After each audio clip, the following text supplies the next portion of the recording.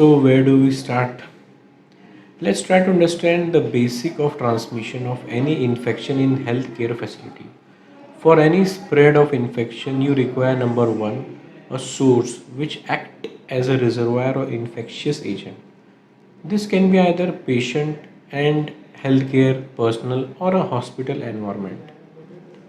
When it gets adequate means of escape, also known as mode of transmission, like as respiratory system in the form of cough, for example, that's how the TB spreads, or GIT in the form of stool. Infectious bacteria get transmitted to susceptible person or host who now becomes infected with the pathogenic organism and manifests the disease. At the same time, he also becomes source of infection as well and keep infecting the susceptible host or shed it back in the environment. In this way, the microorganism keeps cycling itself in healthcare facility unless this chain is broken. It's here where standard precaution plays important role to curtail such common mode of transmission. So what are standard precaution and how it is different from transmission based precaution? Standard precautions are basically a set of infection control practices used to prevent transmission of diseases, and it applies to care of all patients. I use the word applied to all the patient regardless of their diagnosis. While transmission based precautions are given set of precaution which are used when the routes of transmission are not completely interrupted using standard precaution alone, meaning where standard precaution are of not much help.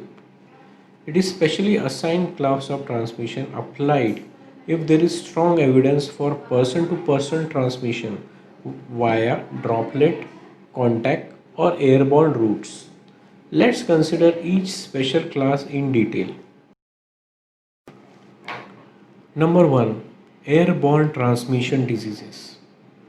It is basically infection caused via transmission through the air, where the size of infective nuclei is less than 5 micron, so that the microorganism keeps suspending in air for a long time.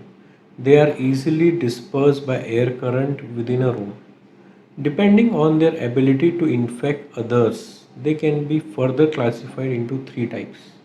Number 1, obligate, where transmission of agent only through inhalation of small particle aerosol, example TB.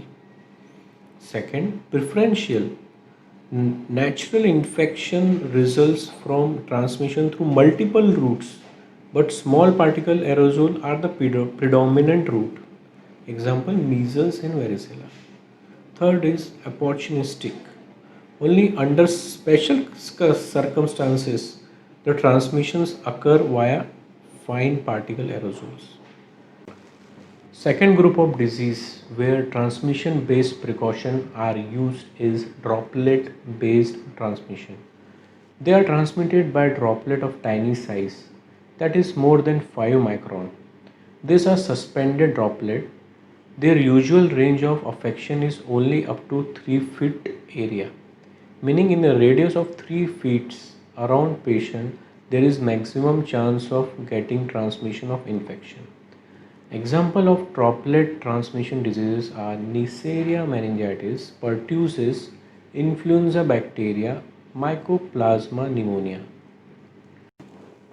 Coming to the last category of transmission based precaution, it is known as contact precaution. They are other set of patients who are suspected of having infected with epidemiologically important microorganism which can be transmitted by direct or indirect contact.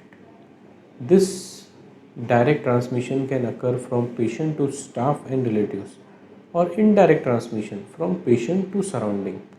Contact precautions are also applied where the presence of excessive wound drainage, fecal incontinence, or other discharges from the body suggest an increased potential for extensive environmental contamination and risk of transmission. Examples include Clostridium difficile induced diarrhea, methicillin sensitive staph aureus, vancomycin resistant enterococci, herpes zoster, or any multi drug resistant organism.